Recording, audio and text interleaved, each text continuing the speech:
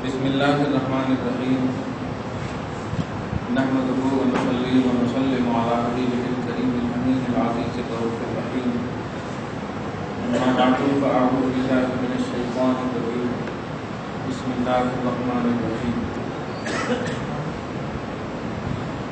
يوم تجد كل نفس ما عملت من خير محضرا وما عملت من سوء تود لو أن بينها وبينه أمدا بعيدا ويحذركم الله نفسه والله رؤوف بالعباد صدق الله العظيم. رسول برکت کے لیے نبی شریف پڑھ اللہ سیدنا شفیعنا حبیبنا مولانا وآلہ الکرام الکریم آلہ واصحابہ وبارک وسلم صلی اللہ تعالی علیہ وسلم. سورہ بقرہ کی آیت نمبر 29 تک کا درس ہو چکا ہے. گزشتہ درس میں اولیاء اللہ اور اولیاء من دون اللہ کی بڑی تفصیل. اولیاء اللہ سے لو لگانا یہ ممنوع نہیں ہے، البتہ اولیاء من دون اللہ سے لو لگانا یہ ممنوع. اولیاء من دون اللہ کا مطلب اللہ کو ریجیکٹ کر دینا اور پھر جو ہے بتوں کو اور جو بھی اللہ کے دشمن ہے ان کو اپنا کارساز مددگار جو بھی ہے دشمن. لیکن اولیاء اللہ جو ہیں یہ اولیاء یہ اللہ کے دشمن نہیں، اللہ کے دوست ہیں. بت اور جتنی بھی کوالٹی جیسے صنم صاد نون میم اور وسن واو سانون، صنم بولتے ہیں پتھر کے بت کو اور وسن بولتے ہیں لکڑی کے بت کو. دونوں میں اس کی جمع اوسان، وسن کی جمع اوسان آئی فاجتنبوا الرجس من الاوسان. اوسان ناپاک سے اپنے آپ کو بچاؤ، سورہ حج میں آیت ملے گی. اسی طرح صنم اس کی جمع اصنام. رب اجعلنی مقیم الصلاۃ ومن ذریتی. حضرت ابراہیم نے جو دعا کیا تھا کہ اے اللہ اس شہر کو امن والا بنا، وجنبنی وبنی ان نعبد الاصنام، اور مجھے بھی اور میری اولاد کو بھی صنموں کے پرستش سے بچانا. یہ سورہ یوسف میں. تو وسن اور صنم یہ سب اللہ کے ریجیکٹڈ مطلب مخلوقات میں سے ہیں، یعنی اللہ کے اپوزیشن میں سے، اور ان کو کارساز مددگار ماننا یہ واقعتاً حرام تو پورے طور پر ہے، اور انہی کو ماننا یہ شرک ہے. کیونکہ بعض لوگ ایسا بھی ہے کہ ان کو بھی مانتے تھے اور کہتے تھے یہ چھوٹے ہیں اور اللہ بڑا ہے. تو اس طرح سے حرمت کا پہلو لگے گا، کیونکہ ایک جانب سے اللہ کو مان رہے ہیں. حرمت کا پہلو یعنی اللہ کو چھوڑ کر کے کسی اور کی عبادت کرنا، اسے معبود سمجھنا، یہ یقیناً شرک ہے. اولیاء اللہ اللہ کے محبوب بندے ہیں، ان کو اللہ کی نعمتوں اور ان کے انعامات کا مظہر سمجھنا یہ ممنوع نہیں ہے. بخاری شریف وغیرہ میں حدیث پاک اسی طرف اشارہ کرتی ہے کہ جس نے میرے ولی سے دشمنی مول لی میں ان سے اعلان جنگ کرتا ہوں. یہ جملہ کیوں کہا اللہ تعالیٰ نے؟ جس نے ولی سے دشمنی مول لی مطلب یہ ریسپیکٹڈ بندے ہیں، وہ ان کو عزت دینی چاہیے، اور ان کو عزت دینا در حقیقت اللہ کو، اللہ کی بارگاہ میں اللہ کی تعظیم ہے.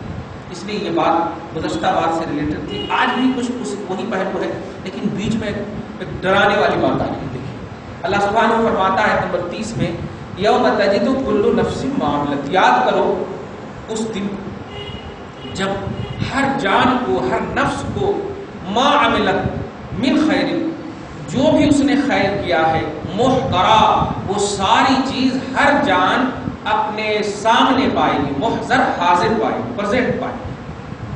جو بھی جس طرح سے کیا، باطنی طور پر بھی، خیال، احساس، جتنی بھی چیزیں آپ نے کی ہے وہ ساری چیزوں کے بارے میں اللہ سبحانہ فرماتا ہے یوم اس دن تجد پائے گی کل نفس ہر جان ما عملت من خیر جو بہتر کیا ہے، محضرا حاضر پریزنٹ پائے گی، ایک دم سامنے پائے گی. مطلب کچھ نہیں انکار کر سکتے آپ. سوچیں کہ بھی وہاں انکار کرتے، جیسے حضرت نوح کی قوم وہاں انکار کرے گی ما جاءنا من بشیر ولا نذیر. ہمارے پاس کوئی جنت سے خوشخبری دینے والا جنت کی اور نہ جہنم سے ڈرانے والا کوئی بھی ہمارے پاس نہیں آیا. اللہ پاک فقط جاءکم بشیر و نذیر، ابھی تیرے پاس آیا ہے چل بتاتا ہوں. تو وہاں بھی وہ کوشش کریں گے جھوٹ بولنے کی. تو اللہ تعالیٰ کہے محمد صلی اللہ علیہ وسلم بتاؤ آیا کہ نہیں، نوح علیہ السلام ہے تمہارے میں طوفان یہ سب کیا ہے؟ تو پھر وہ چپ ہو جائے. تو ساری چیزیں جو کچھ بھی انہوں نے کیا ہوگا، سوچا ہوگا، سب پریزنٹ پائیں گے، محضر حاضر پائیں گے. وما عملت من سوء، یہ تو بھلائی جو کیے ہوں گے وہ بھی پائیں گے، وما عملت من سوء، اور جو برائی کیے ہوں گے وہ بھی پائیں گے. اچھائی ہو یا برائی ہو، یہ دونوں جو کیے ہوں گے. اچھا، بڑی اچھی حدیث پاک ذہن میں آ رہی ہے. کرنے کا کام ما عملت، عمل سے ہے، یہ جو عمل کرے گی. اور اللہ پاک کے رسول نے بخاری کی شروع میں ارشاد فرمایا ہے انما الاعمال، مطلب رسول نے نہیں فرمایا، امام بخاری نے اس کو نقل کیا ہے. مطلب بخاری شریف تو کتاب ہے، امام بخاری تو بہت بار کے ہیں، نبی بخاری میں کہہ کو فرمایا کہ نبی نے جو فرمایا اس کو امام بخاری نے اپنی کتاب میں پہلی حدیث کے طور پر رکھا ہے. یہ ہے سب. تو انما الاعمال بالنیات، بڑی اچھی حدیث ہے. وانما لامرئ ما نوى، کہ سنو عمل کا دار و مدار نیتوں پر ہے، نیتوں پر ہے. تو خیر اور شر کا تعلق جو ہے حسن عقیدہ اور بد عقیدگی سے، حسن نیت اور بد نیتی سے. آپ کی نیت صحیح ہے تو خیر آئے گا، اور نیت بری ہے تو شر آئے گی. تو نیت صحیح رہنی چاہیے انسان، کیونکہ عمل کا تعلق نیت ہی سے. یہ نبی پاک نے ارشاد فرمایا. تو جو بھی خیر کریں گے آپ حسن نیت کے ساتھ پریزنٹ پائیں گے، جو برا کریں گے بدنیتی کے ساتھ، اب برا تو بدنیتی لازم ہے اس کے لیے، اس کو بھی پریزنٹ پائیں گے. اللہ پاک ہم سب کو خیر کی توفیق دے. آگے دیکھیں، لو تودوا لو ان بینها وبینه امدا بعیدا، بری کرنے والی جان یہ خواہش کرے گی، تودوا مطلب چاہے گی، لو ان بینها کاش اس کے درمیان، وبینه اور برائی کے درمیان، یا یوں کہیں قیامت کے درمیان یا اس کی موت کے درمیان، جو بھی آپ مراد لیں، لیکن برائی کے درمیان امدا بعیدا، جان یہ مطلب یہ خواہش کرے گی کہ کاش دور کا واسطہ ہوتا، نہ میں ان کے پاس نہیں. یہ چاہتی کہ نہیں آتا سامنے تو اچھا تھا، یہ کیا بایو ڈاٹا پورا کھل گیا نا ایسا. یہ نہیں. تو امدم بعیدہ، امد مانے دور، بعیدہ مانے بہت دور، ایک دور تک ایک دم امتداد رہتا، دور رہتا، ہم سے کوئی کنیکشن نہیں ہوتا تو اچھا تھا نا یہی رہتا. جیسے پارٹ نمبر 30 میں یا 29 میں آیت پڑھیں گے کہ ہاں 29 ہی میں سورہ معارج وغیرہ میں کہ اللہ پاک کے مطلب فرماتا ہے کہ کفار کو جب عمل دیا جائے گا ان کے لیفٹ ہاتھ میں، اس کی علامت ہے مومن، وہ رائٹ میں دیا جائے گا. الحمدللہ اللہ پاک ہم سب کو عطا فرمائے. جمعہ میں بھی کبھی دعا کرتا ہوں حاسبنا حسابا یسیرا، یہ جملہ دعا اس کا مطلب ہی ہوتا ہے کہ اللہ ہمیں رائٹ ہینڈ میں نام اعمال عطا کر ہمارا حساب آسان کر دے. مطلب اللہ پاک ہم سب کو عطا فرمائے. تو جب ان کو لیفٹ میں دیا جائے گا نبی کے نہ بلیو کرنے والوں کو، تو وہ لوگ کہیں گے یا لیتھا کانت القاضیہ، کاش یہ موت جو آئی تھی یہ موت ہی تک بات رہ جاتی تو اچھا تھا، یہ بعد میں حساب و کتاب کہیں کو آیا، مر جاتے وہیں تک بھی اینڈ ہو جاتا. قاضیہ مطلب موت، یہ قاضیہ جو آئی تھی کاش یہیں تک بات رہتی تو اچھا تھا، اس کے بعد ہے تو وہ یا لیتھا ہی رہے گا صرف. الحمدللہ. اور ہم لوگ کیا کہیں گے، انی ظننت انی ملاق حسابیہ، کہ ہمیں یقین تھا کہ ہم اپنے حساب سے ملیں گے، یقین تھا، دیکھا حساب سے ملیں گے، ہمیں یقین تھا. فہو فی عیشۃ راضیہ، تو آئے چین اور سکون اور رضا کی جنت میں ہوں گے آپ. قطوفہا دانیہ، اور ایسی جنت میں ہوں گے کہ اس کے خوشے ایک دم قریب ہوں گے. سبحان اللہ، قریب ہوں گے. کیا کہنا، بات اچھی آ گئی تھی. اس لیے تو مطلب ہر جان یہ جو اپوز فکر رکھتی ہوگی، جو نہ ماننے والی ہوگی، برا کرنے والی، وہ کہیں گے ارے دور کا رہتا، ٹھیک رہتا، قریب کا کو آ گیا. ایسا اللہ پاک آپ ہم سب کو محفوظ کرے. وَيُحَذِّرُكُمُ اللَّهُ نَفْسَهُ، یہاں پیچھے بھی آیت آ چکی ہے، یہ لفظ آ چکا. اور اللہ پاک تمہیں اپنے نفس سے بچاتا ہے. اشارہ کر دیا تھا میں نے، اپنے نفس سے. اللہ کو نفس نہیں ہے، لیکن یہاں پر مراد آپ کو لینی ہی پڑے گی. قرآن ہے لیکن مراد کے لیے حدیث کی بات میں آنا ہی پڑے گی. نفس سے مراد اے من غضب ربہ، یعنی اللہ کے غضب سے اللہ بچاتا ہے. ڈرا رہا ہے کہ میرے غضب سے بچو، ڈرا رہا ہے آپ کو کہ میرے غضب سے بچو. واللہ رؤوف بالعباد، اور سنو واقعی ایک ہی وقت میں دیکھیں آپ، قہاریت بھی ہے، رحمانیت بھی. کیا کہنا، ڈراتا بھی ہے، پھر دیکھیں کہتا ہے کہ ہم بندوں پر بڑے مہربان ہیں. کیا کہنا، واللہ رؤوف بالعباد، اور اللہ بندوں پر بڑا مہربان ہے. اب جو آیت آ رہی ہے وہ ہمیشہ سنے سو ہے اور کئی تقریر سن چکے ہیں. آگے دیکھیں آیت نمبر 31، قل ان کنتم تحبون اللہ فاتبعونی یحببکم. اے حبیب مکرم، ایک لفظ پر غور کیجیے گا، اور پرانی بات جب ریگولر سنتے ہیں تو سمجھیے. قل، جب بھی اللہ پاک کہیں پر بھی فرماتا تو مطلب پوری مخلوق کو، خاص طور سے جو خطاب میں ہے، مخاطب جو ہے مخلوق، اس کو پورے اٹریکشن کے ساتھ سننے کے لیے کرنا چاہتا ہے. یہ ہے سب. میری طرف تم بے توجہی کرو گے میں غفار ہوں بخش دوں گا، لیکن نبی کی بارگاہ میں نبی کی بولی پر ذرا سی مطلب خلاف سوچ بھی لوگے تو میں معاف نہیں کروں گا. یہ ہے تو یہ عنوان کا یہ مقصد ہوتا ہے. قل کا یہ عنوان بڑا عظیم عنوان ہے، اسی لیے اپنی توحید کا بھی اعلان قل ہی سے کروایا. قل هو اللہ احد. ہاں ایزی نہیں سمجھنا توحید کو، کیوں حبیب بول رہا ہے. میں بھی چاہوں تو ڈائریکٹ بلوا دوں، میں بھی چاہوں تو بلوا دوں، لیکن نہیں، حبیب بول رہا ہے، اس لیے پوری توجہ. یہی وجہ ہے کہ نہ ماننے والوں کو کتنا مطلب شدید اور سخت ترین عذاب ہوا ہے. بدر میں، حنین میں، احد میں کیسے ذلیل ہوئے یہ لوگ دیکھ رہے ہیں، مارے بھی گئے، لوٹے بھی گئے، سب کچھ ہوئے، سب کچھ دیکھ رہے ہیں رحمۃ اللہ العالمین کے سامنے. اللہ اللہ اللہ پاک ہم سب کو بچائے. دیکھیے قل حبیب مکرم آپ کہیے. جب بھی آپ اس کا ترجمہ کہیں پر بھی آپ دیکھیے تو یہی ترجمہ کیا کیجیے. کچھ لوگ کر دیتے ہیں نبی آپ کہہ دیجیے، نبی آپ فرما دیجیے، محمد آپ کہیے. ایسا ترجمہ نہیں. محبت یہ بہت اہم امپورٹنٹ چیز ہوتی ہے. کہ آگے دیکھیے اسی میں آ رہی ہے وہ بات. اللہ پاک کو واقعتاً آپ کے عمل کی ضرورت نہیں. عمل تو آپ اپنے لیے کرتے ہیں. لہا ما کسبت وعلیہا ما اکتسبت، لا یکلف اللہ نفسا، پڑھے نا، لہا ما کسبت، جو انسان جو کرتا ہے وہ اپنے لیے کرتا ہے. وعلیہا ما اکتسبت، جو انسان برا کرتا ہے تو وہ اس کے اوپر اس کا وبال ہے. یہ آپ اللہ کے واسطے نہیں، پھر بھی بولتے ہو واسطے اللہ کے. نماز پڑھتے ہیں واسطے اللہ کے، ابھی بھی بول.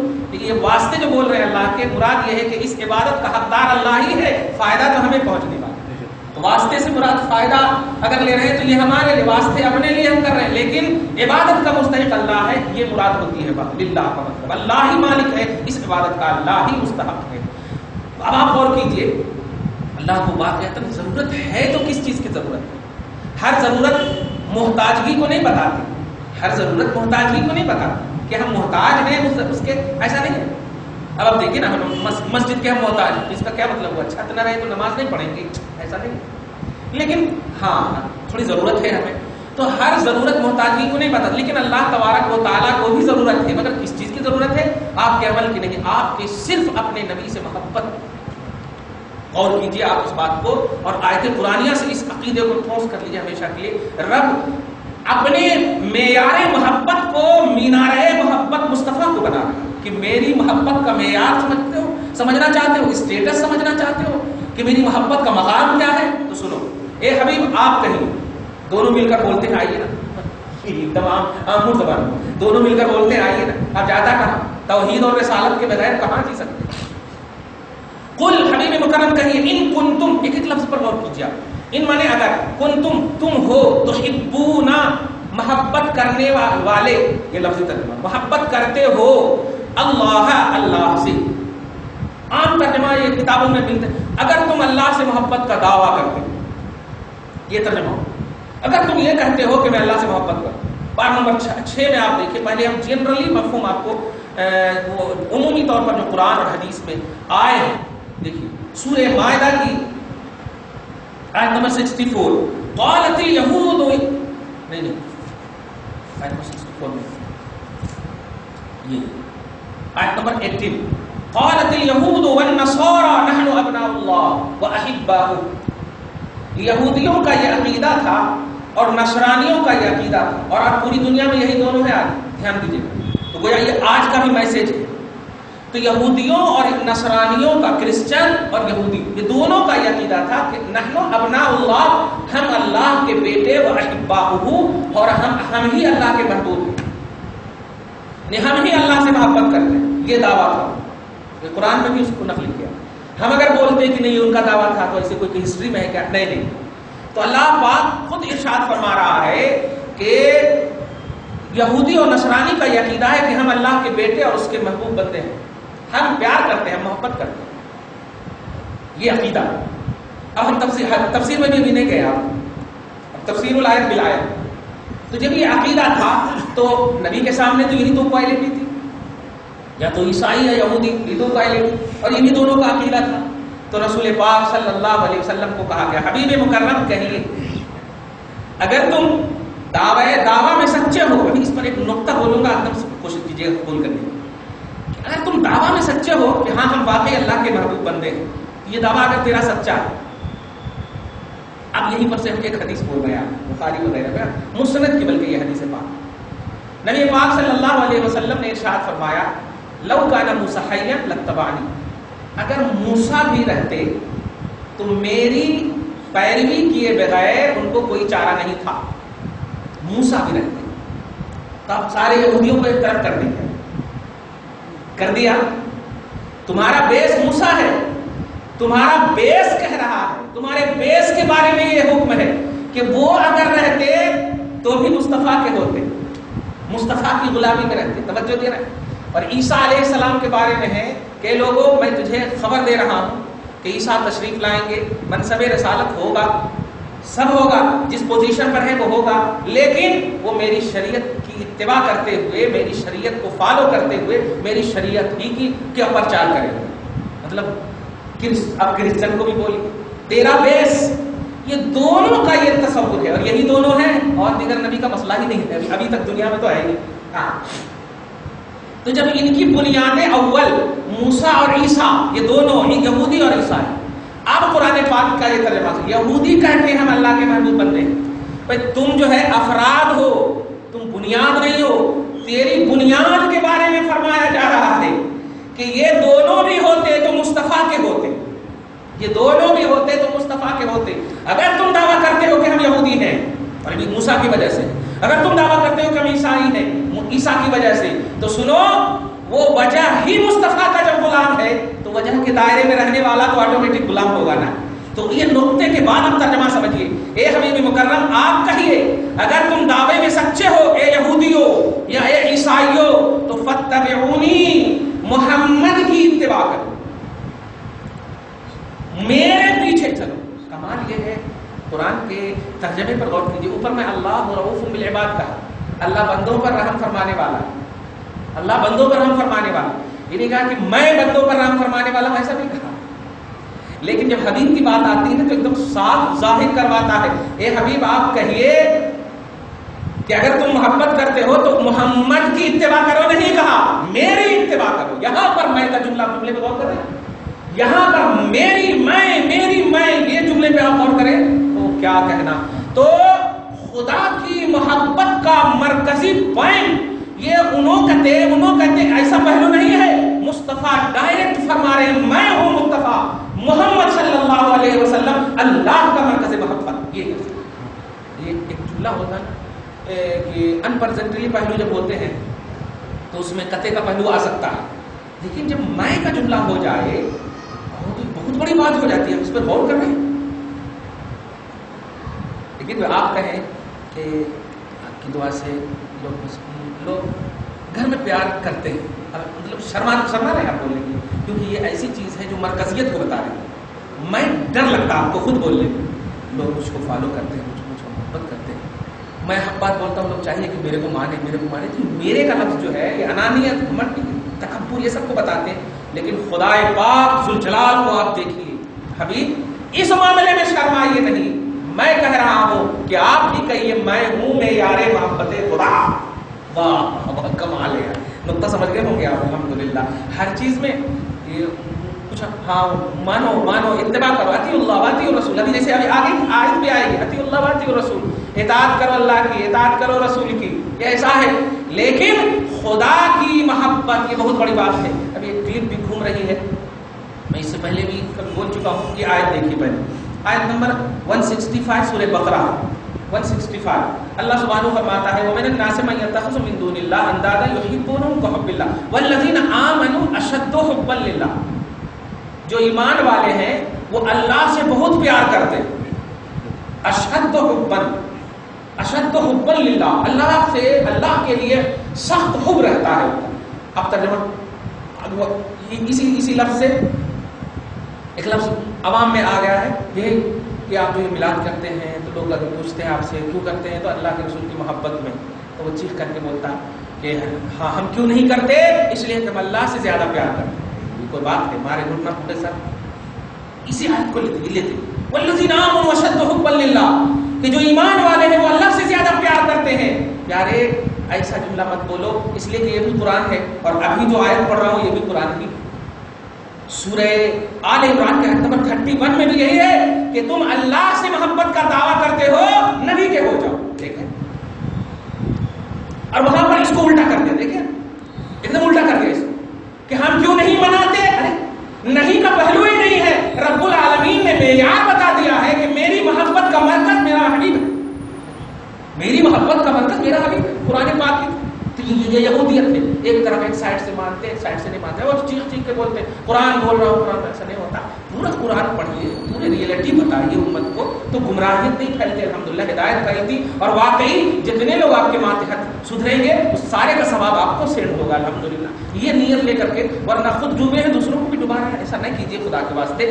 تو اللہ کی محبت کا مرکز, اللہ کی محبت کی بنیاد محمد رسول اللہ صلی اللہ علیہ وسلم ہے. اب میں ایک ترجمہ کروں کہ کچھ لوگ یہاں پر یہ بھی بولتے ہیں کہ ہاں بھائی مطلب اللہ کے رسول نے جو کیا, اللہ کے رسول نے جو کیا وہ کرو نا. اللہ کے رسول نماز پڑھنے بول رہے ہیں, حج کرنے بول رہے ہیں, زکات. یاد رکھیے ہم نے کبھی بھی عمل کے اعتبار سے کسی بھی امت کو بے عملی کا درس نہیں دیا, بلکہ ہم تو ہمیشہ اگر کوئی بولتا ہے کہ آج میں نے گنبد خضرا کو دیکھا تو میں ہمیشہ یہ پوچھتا ہوں فجر کی نماز پڑھے تھے. اگر بولتا ہے نہیں, کہتا ہے تم کچھ بھی نہیں, تاج محل کو دیکھے ہو, رسول پاک کا گنبد دیکھو, فجر کی نماز چھوٹ جائے, ایسا ہو ہی نہیں سکتا. ہو ہی نہیں سکتا ایسا. جن کے آنکھوں کی ٹھنڈک نماز, ایسا ہو ہی نہیں سکتا. اس لیے میں جو ایک جملہ بولنے جا رہا ہوں وہ یہ ہے کہ نگیٹو فکر نہ رکھیے خدا کے واسطے. نگیٹو فکر رکھیں گے تو نہ خدا ہی ملا, نبی صلی اللہ علیہ وسلم, نہ ادھر کے رہے نہ ادھر کے رہے, ایک دم بیکار کی باتیں ہو جائیں گی. اور خبردار یہ تصور تو رکھیے ہی نہیں کہ یہ آیت کریمہ کہ اس لیے ہے کہ نماز پڑھو, حج کرو, زکات دو. اب سینے پر ہاتھ رکھ کے بتائیے, یہ آیت کریمہ سورہ آل عمران ہے, اور ابھی آپ نے دیکھا کہ مدنیت, یہ مدینہ میں نازل, مدنیہ, دھیان دیجیے, سورہ آل عمران مدینہ میں نازل.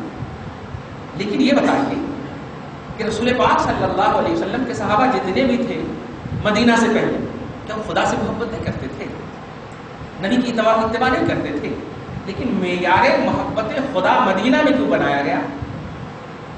یہاں ابو بکر جیسی ذات ایمان لانے والے خلفائے راشدین کی ذات, جو صحابہ کے بیس ہے, سمجھیے بنیاد ہے, راس الصحابہ ہے, یہ حضرات ایمان لانے والوں میں سے. اب آپ کیا کہیں گے ان حضرات کے بارے میں؟ مدینہ میں کوئی سورہ ہی جب پورا نازل ہو رہا ہے, یہ پورا سورہ مدینہ میں نازل, مدنیہ ہے, تو مکہ والے کیا نبی کی اتباع نہیں کرتے تھے؟ ایک بات. دوسری بات بتائیے کہ ہجرت کے کچھ دن پہلے معراج النبی میں نماز ہوئی نا, تو معراج النبی سے پہلے بھی تو لوگ نبی کے صحابہ تھے نا, تھے کہ نہیں؟ کون سی نماز تھی؟ مدینہ جب ہجرت کر کے گئے تو نماز مکہ میں ضرور نازل ہوئی ہے معراج میں, لیکن اور بھی جتنے بھی پلرس آف اسلام ہیں سب مدینہ میں نازل ہوئی. مکہ میں صرف نماز نازل ہوئی, حج, زکات, جتنی بھی چیزیں ہیں, روزہ, یہ سب مدینہ میں. اب اگر اتباع رسول میں سمجھا, اتباع رسول کو نماز اور حج اور زکات کا نام اگر صرف دیتے ہو اونلی, یہ بھی دو, یہ صحیح بات ہے, ہم نہیں کہتے, لیکن اگر اونلی صرف اسی کا نام دیتے ہو تو مکہ کے صحابہ کے بارے میں کیا عقیدہ ہے؟ یہاں تو نہ نماز ہے, نہ حج ہے, نہ زکات ہے. جب نازل ہی احکام نہیں ہو رہے ہیں تو عمل کہاں سے؟ جب حج نازل ہی نہیں ہوا, مدینہ میں نازل, سمجھ رہے ہیں, زکات مدینہ میں, تو یہ جتنے بھی پلرس آف اسلام ہیں جو ایک دم بنیادی چیزیں ہیں, فرائض اور واجبات کی منزل میں, نوافل آپ پڑھتے رہو دنیا میں, وہ آپ کو پرسنل ثواب ملے گا, وہ بھی فرائض کی تکمیل کے بعد ثواب ملے گا, ورنہ اگر فرائض مکمل نہیں ہوں گے تو پہلے نوافل کو ایڈ کیا جائے, ایکسٹرا وہ رہے گا ہی نہیں. تو ایکسٹرا عبادتیں جو بھی آپ کرو, میں بس صرف اتباع رسول کو توجہ دینا, اتباع رسول کو صرف نماز اور حج زکات کا نام مت دو, یہ بتانا چاہتا, سمجھ گیا؟